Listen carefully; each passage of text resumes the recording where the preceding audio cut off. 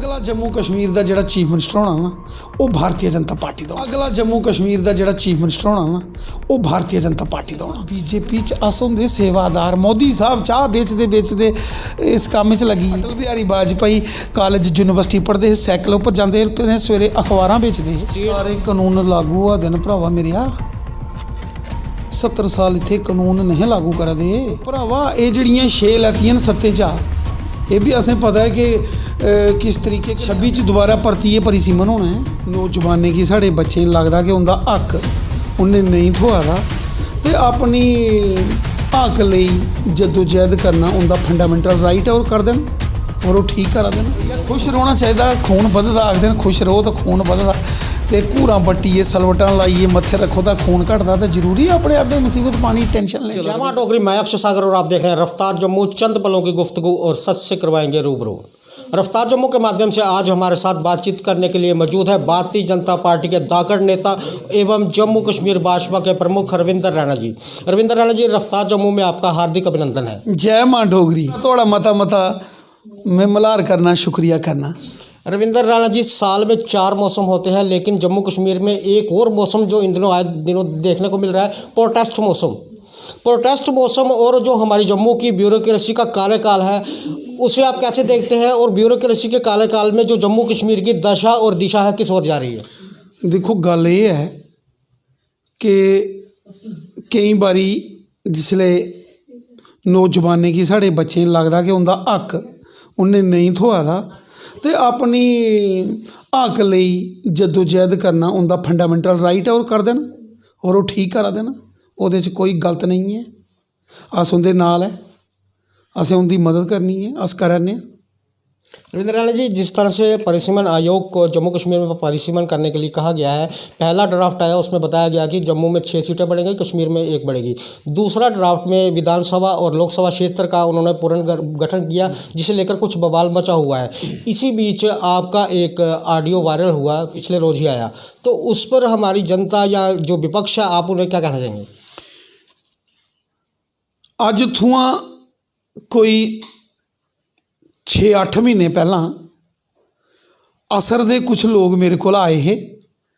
उत्थे दे एक नील टाप दे एक बीजेपी दे कार्यकर्ता ना वो साढ़े को आए कि सुनिया कि असर दा एरिया जेड़ा डिस्ट्रिक्ट डोडे दा एडमिनिस्ट्रेटिव यूनिट च पौंदा है और ओदी लेकिन विधानसभा रामबन है। तो वो मी गलान आए कि जनाब साड़ा दसो साड़ा केह् बनना, साड़ी असैंबली कॉन्स्टिट्यूंसी रामबन है तो साड़ा जिला डोडा है। तो इत्थे शक्ति परिहार होर बैठे दे हे तो मैं शक्ति परिहार होरें आख्या कि डीलिमिटेशन कमीशन दा ऑर्डर जिहड़ा आया है उन्हें आख्या कि हुण जिहड़ियां नईयां सीटां बननियां ना वो डिस्ट्रिक्ट दे बाहर दे एरिए नहीं जोड़ने। मतलब रामबन विच जिन्नियां कॉन्स्टिट्यूंसियां होनियां न वो रामबन डिस्ट्रिक्ट दी होनियां न तो डोडा दे एरिए सारे वो डोडा कॉन्स्टिट्यूंसियां च आने न। तो असर जिहड़ा है वो डोडा डिस्ट्रिक्ट का हिस्सा है लेकिन उसकी कॉन्स्टिट्यूंसी जिहड़ी ही वो डोडा काश्तीगढ़ देसा और रामबन ही। तो मेरे कश आए कि जनाब साड़ा केह् बनना है। तो शक्ति परिहार डोडे दे MLA साढ़े सीनियर लीडर असें उन्हें गलाया शक्ति जी ये असर दे लोकें दा भी ध्यान रखो, ये भी थोड़े लोग न और ये डोडा जिले दे न। ये गल है कोई 8 महीने पुरानी। और उसदे बाद असें उन्हें लोकें आख्या कि तुस फिक्र नहीं करो, डीलिमिटेशन की जिहड़ी कार्रवाई चला दी है अस भी अपना सुझाव देगे। वो चाहते हैं कि असर की एक अलग कॉन्स्टिट्यूंसी बने लेकिन चूँकि ये एक सैट पैरामीटर होंगे ना तो असें उन्हें आख्या और उत्थे दे जिहड़े साढ़े मंत्री है और बीजेपी के स्टेट के वाइस प्रधान शक्ति परिहार साहब मैं उन्हें उल्ला गलाया 8 महीने पहले मैं कहा इन्हें लोगों का भी ख्याल रखो, ये भी थोड़े लोग हैं, थोड़े वोटर हैं। तो बीजेपी के लोग है वो नील टाप के कार्यकर्ता साढ़े तो वो 8 महीने पहले का वीडियो कुते रखा था होना तो उन्हें लाया तड़का लाया। रविंद्र रैना जी, एक बात हम आपसे जानना चाहेंगे, 2011 की जनगणना को आधार रखकर परिसीमन किया जा रहा है, 2021 की जनगणना का इंतज़ार क्यों नहीं किया गया, उसे लेकर क्यों परिसीमन नहीं हुआ? 2021 की अदा जनगणना हुई नहीं है इंतजार कर लेते तो उसका। इंतजार करते करते 2026 क्रॉस करी जाना, 26 च दोबारा भर्ती परिसीमन होना है।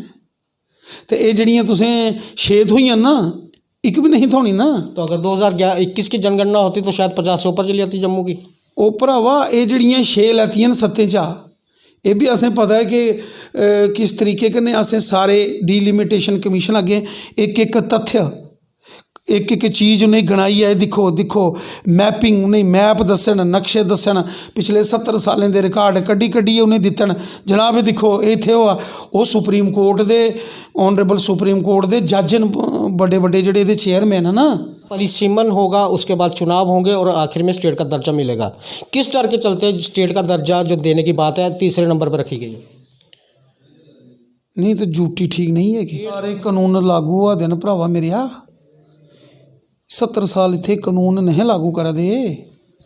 अज किसाने दे खाते 6-6 हज़ार आ दा, मुफ्त वैक्सीन सारें थोआ दी है, लोकें फ्री राशन थोआ दा है, PMA-22 दे मकान बना दे न, स्वच्छ भारत मिशन दे टॉयलेट बाथरूम बना दे न, रोडां रिंग रोडां बना दियां न, एम्स मैडिकल कॉलेज बना दे न, मोदी साहब दी सारियां स्कीमां इत्थे लागू होआ दियां, राइट टू एजुकेशन एक्ट लागू होआ दा, गरीब लोकें हक थोआ दे न।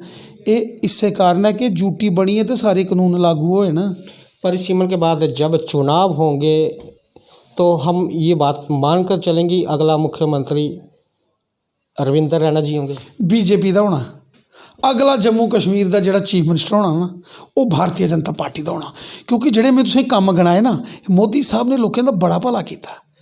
5-5 लाख रुपया हेल्थ कार्ड, किसानों के खाते 6-6 हज़ार, जन धन योजना के पैसे फ्री, टीके लाए, कोरोना को बचाया, एक बात हमने- राशन फ्री दिता। एक बात हमने सुनी मोदी थी, साहब की बड़ी जय। मोदी जी ने कहा था अब युवाओं के हाथ में बागडोर देने का समय आ चुका है। तो CM का चेहरा आप क्यों नहीं? चलो आप अपने आप को दावेदार मानते हैं? देखो BJP च कोई दावेदार होंदा गै नहीं है। नहीं, इन केस अगर बात चले तो आप अपने आप को बाहर रखते हैं। देखो BJP च अस होंदे सेवादार। मोदी साहब चाह बेचते इस काम च लगी है। कोई पता है कि मोदी साहब अटल बिहारी वाजपेयी कॉलेज यूनिवर्सिटी पढ़ते हे, सैकलों पर जाते हे, सवेरे अखबारां बेचते हे। तो BJP च देखी सुनिए बाद च फैसला होंदा, लेकिन कोई भी बना सारे ही लेकिन जो आपके चेहरे की मंद मंद मुस्कान है वो यही कह रही है कि आप भी CM बन भैया जाएं। खुश रहना चाहिए, खून बधदा, आखते हैं खुश रहो तो खून बधदा। तो घूरां बट्टिए सलवटां लाइए मत्थे रखो तो खून घटदा, तो जरूरी है अपने आप मुसीबत पानी टेंशन ले। चलो रविंदर जी, बात करने के लिए बहुत बहुत आपका धन्यवाद। धन्यवाद आपका। ये थे भारतीय जनता पार्टी के दागड़ नेता एवं जम्मू कश्मीर के भाजपा के प्रमुख रविंदर रैना जी। काफ़ी सारे सवाल इनके आगे रखे और बड़ी ही बेबाकी से इन्होंने हर एक सवाल का जवाब दिया। आगे भी देखते रहे रफ्तार जम्मू। जय भारत।